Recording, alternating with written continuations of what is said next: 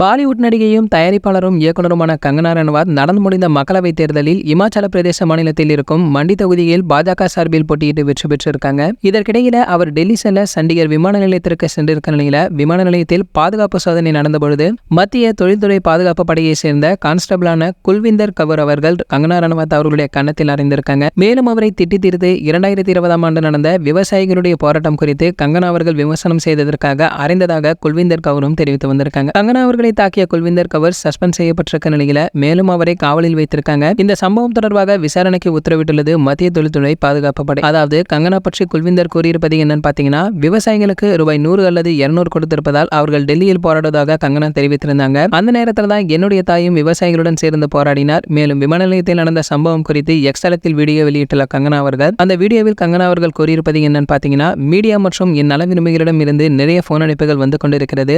நான் பாதுகாப்பாக தான் இருக்கிறேன் என்று சண்டிகர் விமான நிலையத்தில் பெண் கான்ஸ்டபிள் என்னை முகத்தில் அறிந்தார். மோசமாக திட்டினார். ஏன் அடித்தீர்கள் என கேட்டதற்கு நான் விவசாயிகளின் போராட்டங்களை ஆதரிக்கிறேன் என சொல்லியிருக்காங்க. பஞ்சாபில் தீவிரவாதம் அதிகரித்து வந்துட்டு நிலையில அதை எப்படி சமாளிக்க போகிறோம் என்பதுதான் என்னுடைய கவலை என கூறியிருக்காங்க. மேலும் சண்டிகரில் இருந்து டெல்லிக்கு சென்றதுமே மத்திய தொழில்துறை பாதுகாப்பு படையுடைய டிஜி நீனா சிங் மற்றும் பிற உயரதிகாரிகளை சந்தித்து நடந்த விஷயம் பற்றி விளக்கியிருக்காங்க கங்கனா அவர்கள்.